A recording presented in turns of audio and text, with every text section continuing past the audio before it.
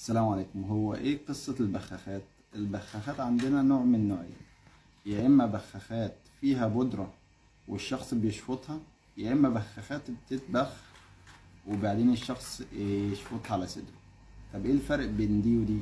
بصوا، البخاخات اللي بتنبخ دي حاجة اسمها MDI، زي البخاخة دي بالظبط كده. البخاخة اللي زي دي هي اللي بتبخ، يعني لو انت اتكيت عليها اهي بتطلع رذاذ، غير البخاخة التانية اللي بيكون فيها بودرة وانا اللي بشفطها. والطريقة دي تختلف عن الطريقة دي.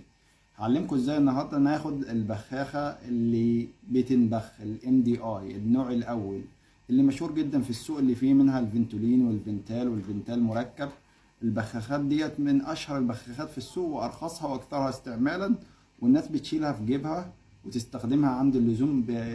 يعني اكثر بخاخه بتستخدم عند اللزوم هي البخاخه دي. طب بنستخدمها ازاي؟ مهم جدا برضو نعرف طريقه الاستخدام. اول حاجه البخاخات دي بيبقى مكتوب عليها لما اشتريها ابخ كام بخه في الهواء قبل ما استخدمها، بيبقى مكتوب في الليفلت او في الورقه اللي جوه العلبه.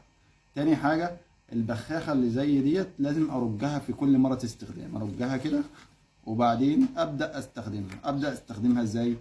اول حاجه لازم افرد ظهري، ما اكونش ظهري مرخي عشان خاطر الرئه تكون مفروده. لو مش فرد الرئه، في جزء من الرئه من تحت بيبقى كولابسد، يعني بيبقى مضغوط عليه البطن، فمبيبقاش مفروض، ما بيوصلوش الدواء.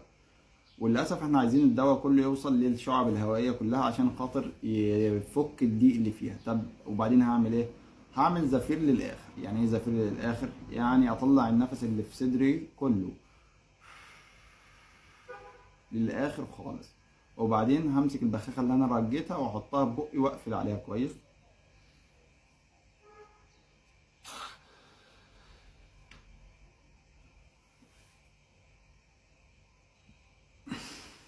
زي ما انا عملت كده بالظبط، هحطها في بقي وابخ وابدا اشفط وانا ببخ، او ابدا اشفط وبعد ما ابدا الاستنشاق او الشهيق باخد فيه نص ثانيه، وبعدين ابخ البخه وافضل اشفط باستمرار لعند ما نفسي يتقطع خالص. افضل اشفط يعني كده بالظبط زي ما انا عملتها قدامكم كده. وبعد ما اخلص البخاخة بكتم نفسي حوالي 5 ثواني، وبعد كده اطلع نفسي. ممكن اكررها بعد دقيقة كمان لو عايز اكررها مرة او مرتين. دي طريقة اخذ البخاخة اللي هي MDI اللي هي بتبقى رذاذ بتبخ رذاذ. في طبعا انواع اخرى ان شاء الله نبقى نشرحها زي DBI اللي هي اللي بتبقى فيها باودر يعني. والسلام عليكم ورحمة الله وبركاته.